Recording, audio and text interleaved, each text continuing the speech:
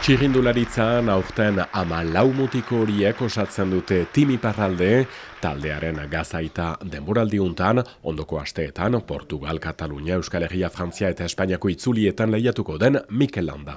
Uste dute Euskal Herriarentzat oso garrantzitsua dela talde hau, proiektu hau, eta proposatu zidatenean beraien babesle izatea urtean zehar, onartu zuen eta ohore bat niretzat.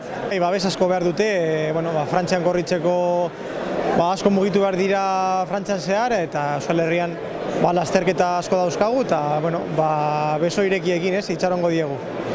Ikusten dugu talde gaztea dela, jadanik zenbait garaipen ere, hori sorpresa ona da, ezta? Bai, arrobia dago hemen eta espero dugu aurten ere lasterketa asko irabaztea eta batez ere gazteak aurrera ateratzen jarraitzea.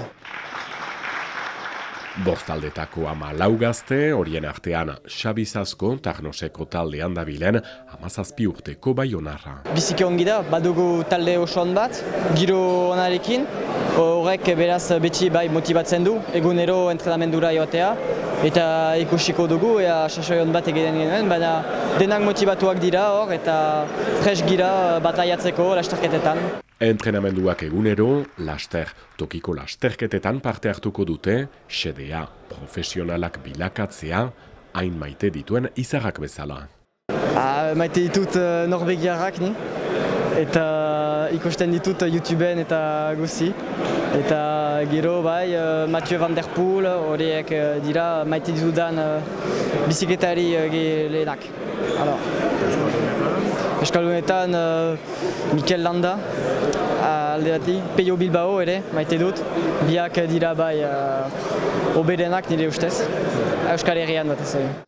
Tim Iparraldek parada ematen diegu Euskal Herriko lasterketetan parte hartzeko. Proiektu hori biziki ederra da, enetzat, zenta barakigu egoera, txirindularitzaren egoera biziki etzen bat ere pikoan, memento batez hemen Iparralden.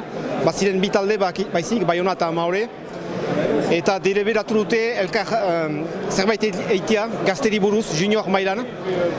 Eta hola sortu zen pixkat astapena Tim Iparralde. Eta pentsatzen dut hori da gakoa.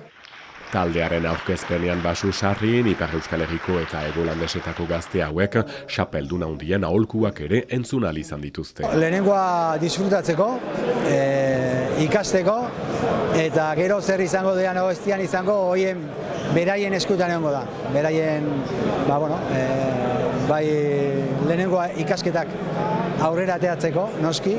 Zailtasunak dituzte Frantzian zehar lasterketak egiteko, kilometro asko egin behar dituztelako, eta gu hor gaude ez, mugaz bestalde, gure lasterketak egiten, eta badakit federazioak ere, Gipuzkoako federazioak batik bat, erraztasuna jarri dizkietela bertara lasterketetara joateko, eta Francis Lafargezenak begionez ikusiko luken Euskal Batasuna beraz berriz ere txirrindularitzari esker.